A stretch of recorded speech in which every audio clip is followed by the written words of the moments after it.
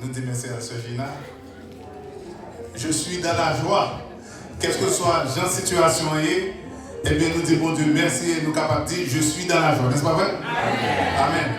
Je suis dans la joie. Pas n'importe quelle joie, non. Une joie immense. Ah, petite main. Et j'ai une situation où il y a les bons dieux donnent chance pour nous capables de chanter, c'est pour nous chanter. Amen. Les bons dieux donnent chance pour nous capables de dire nous dans la joie. Eh bien, acceptez joie. Parce que ce n'est pas facile. Nous disons bon Dieu merci. Et chers sœurs et frères, ainsi qu'à toutes celles et tous ceux qui nous rejoignent sur nos différentes plateformes, bon sabbat dans le Seigneur. Amen. Que ce sabbat soit pour chacun d'entre vous une source de grâce et de paix. Amen. Un temps de fidélité renouvelée envers Dieu et de profonde croissance spirituelle. Thème pour aujourd'hui, c'est « Je veux rester fidèle au Christ ». Et le sujet, c'est la croissance chrétienne. C'est ça qu'on va parler. Amen. La croissance chrétienne. Et en plus, nous avons des gens qui rôdent, pas vrai? Nous avons des gens qui montent avec, qui ont déjà compte. Nous avons des gens qui rôdent. Eh bien, je veux dire, nous allons parler de ça. C'est la croissance chrétienne. Et le texte de base pour notre méditation se trouve inséré dans l'épître de Pierre, plus précisément 2 Pierre chapitre 3 et le verset 18 qui dit non comme ça. Mais croissez dans la grâce et dans la connaissance de notre Seigneur et Sauveur Jésus-Christ. À lui soit la gloire, maintenant et pour toute l'éternité. La croissance, bien-aimés, sœurs et frères, joue un rôle prépondérant dans l'existence humaine. Si l'on ne grandit pas dans sa foi, il n'y a pas de vie. Tout être vivant qui cesse de croître commence à mourir. La foi chrétienne n'échappe pas à cette loi spirituelle. L'apôtre Pierre, au seuil de sa mort, ne laisse pas un simple adieu. Il lance un impératif de vie. Croissez. Tout comme la croissance physique est essentielle à l'être humain, la croissance spirituelle l'est tout autant pour le croyant. L'apôtre Pierre, au soir de sa vie, nous adresse un appel clair et sans équivoque. Croissez. Ce n'est pas une simple suggestion. Bien-aimés frères et sœurs, c'est un impératif, un commandement, une prescription de l'apôtre Pierre. Ne pas croître, c'est désobéir à Dieu. Alors, bien-aimés, grandissons dans la foi pour sa gloire, maintenant et à jamais. Et question nous sommes capables de poser nous aujourd'hui, est-ce que je suis plus proche de Jésus dans la journée aujourd'hui que je suis proche de lui l'année passée? Et de quelle manière je grandis? Est-ce que je grandis dans la foi en tant que chrétien? Ou du moins, ça prend préoccupation pour moi, pour me connaître, est-ce que je grandis effectivement? 2 Pierre 3, verset 18 est le verset de clôture de l'épître. Le testament spirituel de Pierre. Et 2 mots-clés de structure, grâce et connaissance. Je dis à nous faire pour connaître pour qui ça nous doit grandir. Et comment nous devons grandir. Nous parlons de 5 pas que nous devons faire. Et vers qui ça nous doit grandir. Pour qui ça, moi dois grandir?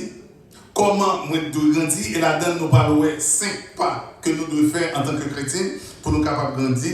Et vers qui ça, moi dois grandir? Chers sœurs et frères, la connaissance, la croissance est un commandement, non une option. Comme nous l'avons mentionné, la croissance est un commandement auquel nous sommes tenus d'obéir. Nous sommes appelés à grandir selon la volonté de Dieu. Et la Bible me dit, dans Hébreux chapitre 5 et le verset 12, vous qui depuis longtemps devriez être des maîtres, vous avez encore besoin qu'on vous enseigne les premiers rudiments des oracles de Dieu. Vous en êtes venus à avoir besoin de lait et non d'une nourriture solide. Nous-mêmes qui allons à l'église pendant longtemps, pas vrai? Pendant longtemps, nous allons à l'église, eh bien, l'auteur de l'épître aux Hébreux, demandez-nous, nous-mêmes qui allons depuis longtemps, nous avons besoin encore de capables d'enseigner nous. Au lieu, nous voulons toujours mettre nous dans le biberon pour nous lait, au lieu qu'on ait pour nous capables de manger, eh bien, manger qui est solide, manger qui gagne vie là-dedans. Frères et sœurs, après des années de marche avec le Seigneur, il est temps d'atteindre la maturité spirituelle.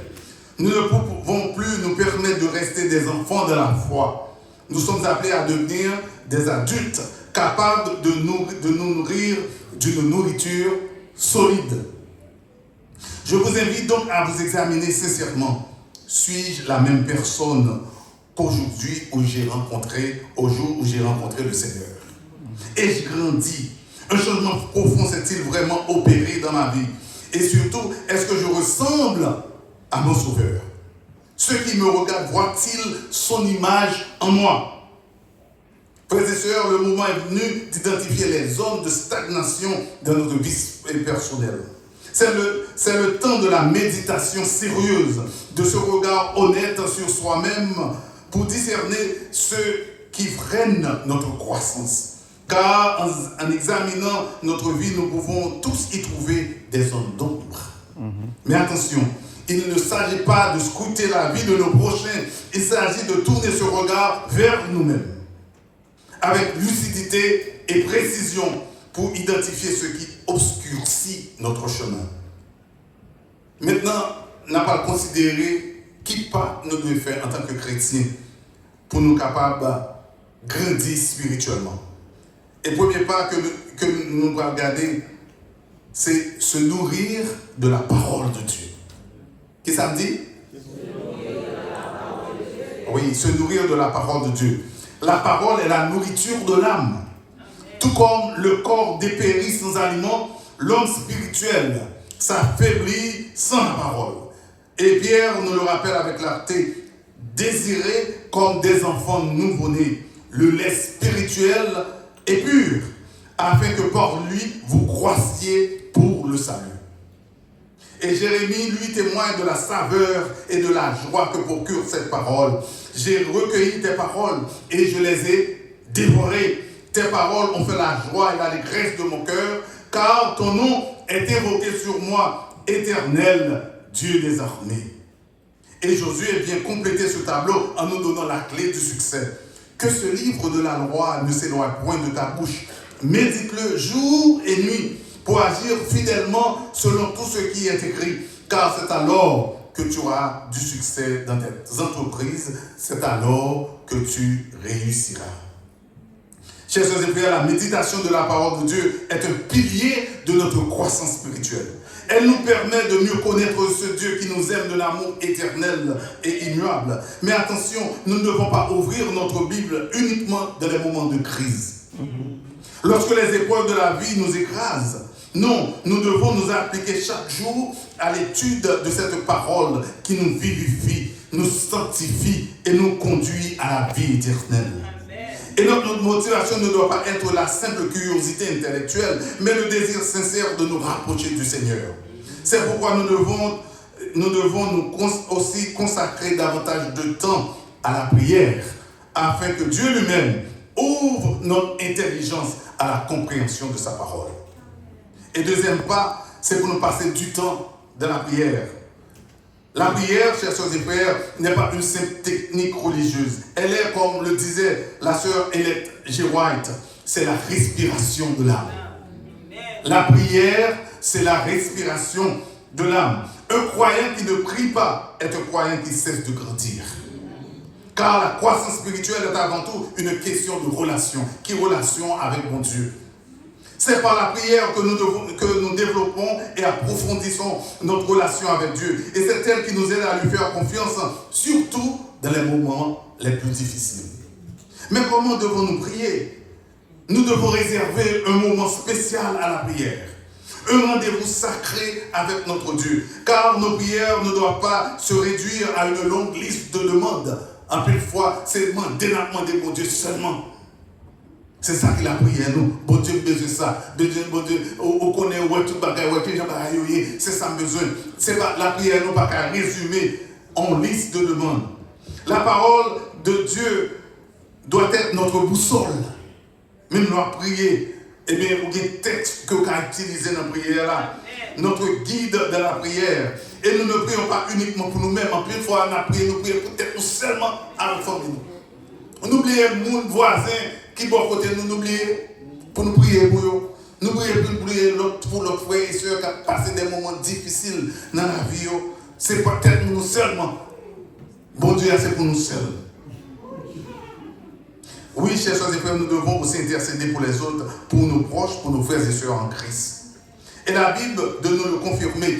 Ne vous inquiétez de rien, mais en toute chose, faites connaître vos besoins à Dieu par des prières et des supplications avec des actions de grâce. Chers frères et sœurs, troisièmement, persévérer dans la foi dans les moments d'épreuve. Les épreuves ne sont pas des obstacles à la croissance. En plus de fois, nous demandons mon Dieu, pour qui ça c'est moins.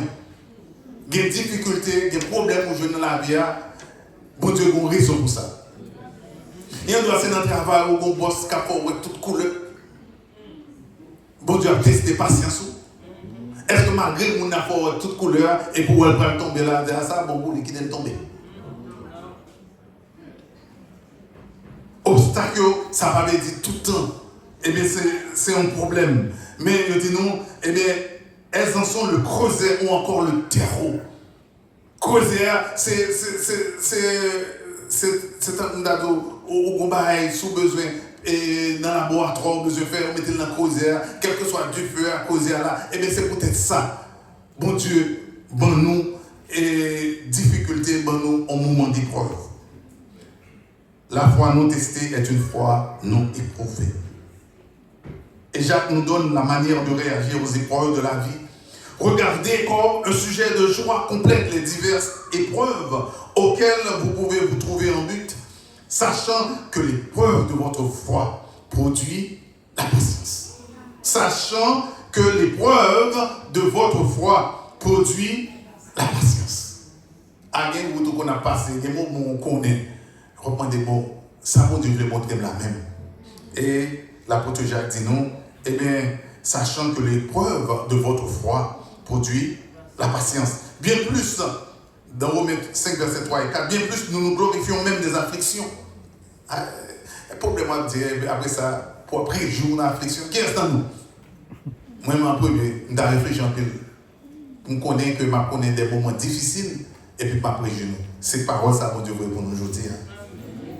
Bien plus, nous nous glorifions même des afflictions, sachant que l'affliction produit la persévérance. Vous entendez bien? L'affliction produit qui ça? La persévérance. Sachant que l'affliction produit la persévérance et la persévérance, la victoire dans l'épreuve. Et cette victoire, c'est l'espérance. Ah ben, l'espérance, c'est mon bail pour nous prendre à la légère. C'est mon bail gratis. Bien plus, nous nous glorifions même des afflictions. Affliction, ben, qui ça? Et bien, persévérance. Et persévérance, ben, la victoire dans l'épreuve. Et cette victoire, c'est l'espérance. Bien-aimés frères et sœurs, écoutez bien ce chemin. L'affliction d'abord, puis la persévérance, puis la victoire dans l'épreuve, et enfin, l'espérance. Ce n'est pas un chemin facile, mais c'est le chemin de Dieu. Et cette espérance que nous portons, l'espérance de la vie éternelle, n'est pas une espérance ordinaire. Elle a été achetée purifiés et scellés par le sang immaculé de Jésus-Christ. L'épreuve, chers amis, est un outil dans la main de Dieu. Il s'en sert pour nous former, pour nous façonner, nous élever. Alors, quand la tempête fait rage, ne regardez pas les vagues, ancrez-vous dans les promesses de Dieu. Les nouveaux problèmes, difficultés à venir, eh bien, c'est pour nous capables d'ancrer nous, eh bien, dans mon Dieu. Parce que quand nous chantons, les problèmes viennent pour ravager, tristesse, les décourager. Ah oui, toute porte fermée, on pas où de côté pour passer. Mais on se bat à lever les yeux en l'air pour garder à mon Dieu. Chers frères et sœurs, l'apôtre continue pour nous dire, car nos légères afflictions du moment présent produisent pour nous, au-delà de toute mesure, un poids éternel de gloire, parce que nous regardons non point aux choses visibles, mais à celles qui sont invisibles. Car les choses visibles sont passagères et les invisibles sont éternelles. Frères et sœurs, nous sommes appelés à persévérer dans la foi, même au cœur de l'épreuve. Cela signifie que face aux difficultés et aux revers de la vie, nous ne devons pas nous laisser emporter par le vent du découragement. Au contraire, tenons ferme et persévérons. Et c'est d'ailleurs ce que célèbre l'un de nos chants. Poursuivons notre course avec persévérance et que rien ici-bas n'entraîne notre ardeur.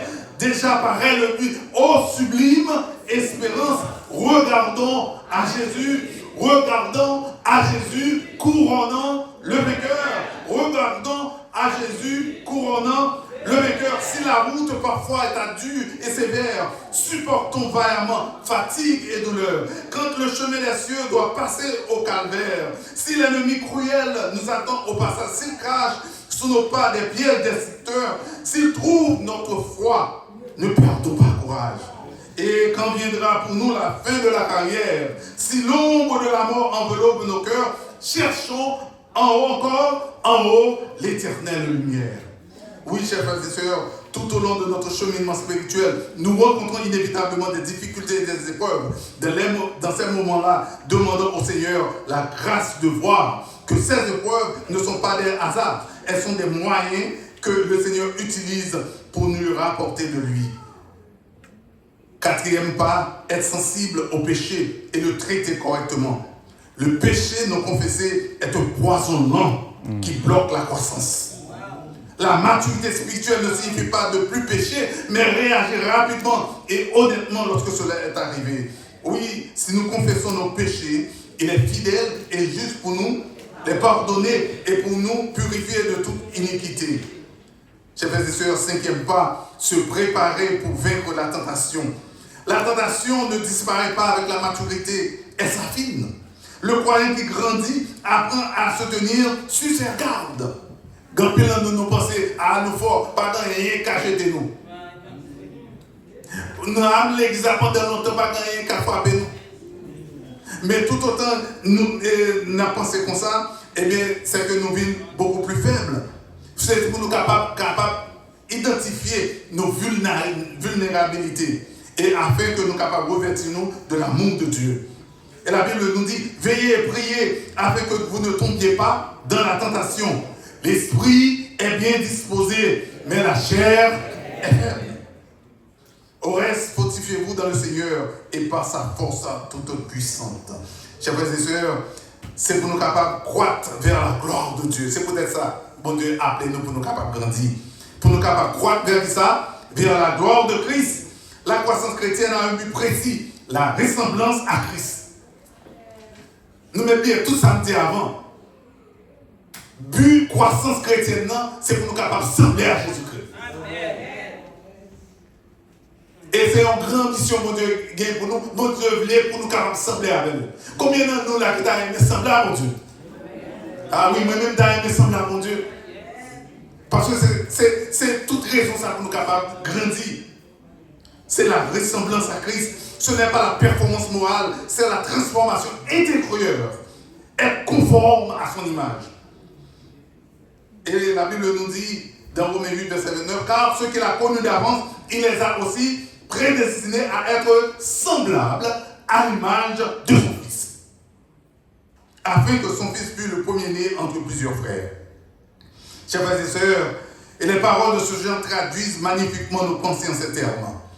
Te ressembler Jésus, c'est mon espoir suprême. Penser, agir, aimer, toujours plus comme toi. Te ressembler Jésus, c'est mon espoir suprême. Par ton esprit, rends-moi semblable à toi. Oui, mais croissez dans la grâce et dans la connaissance de notre Seigneur et Sauveur Jésus-Christ. À lui soit la gloire, maintenant et pour toute l'éternité. À lui soit la gloire, maintenant et pour toute l'éternité. Mabdino, nous connaissons athlètes et qu'on est là dans un moment et grand pile et manifestation sportive, eh bien, un athlète qui a préparé, il va préparer pour rester dans le même niveau, apparaît? Eh bien, nous-mêmes, nous avons préparé nous pour nous chaque jour pour nous capables de sembler à Jésus-Christ. Pour nous capables de sembler à Jésus-Christ. Parce que la croissance là commence qu'on y est et jusqu'à dans l'éternité. Nous lui serons semblables parce que nous le verrons tel qu'il est. Chers frères et sœurs, nous devons croître parce que croître et croissance là, c'est un commandement. Et la grâce et la connaissance en sont les voies. Pour nous faire 5 pas. Et pour pas ça, nous faisons nous connaître pour nous capables de nourrir de la parole de Dieu, passer du temps dans la prière, persévérer dans la foi à l'épreuve, être sensible au péché et le traiter, et puis pour nous capables de croître vers qui ça? Vers la gloire de Christ. Pour nous capables de croître vers la gloire de Christ. C'est peut-être ça. Et l'apôtre Pierre dit nous, mais croissez dans la grâce et dans la connaissance de notre Seigneur et Sauveur Jésus-Christ. À lui soit la gloire. Si nous avons un petit progrès spirituel, ce n'est pas peut-être pas. À lui soit la gloire. Les nous font bagarre là, nous-mêmes nous pas faire, ce n'est pas nous-mêmes. À lui soit la gloire. Maintenant, parce que quoi, c'est combien? Maintenant et pour toute l'éternité. Que bon Dieu bénisse nous.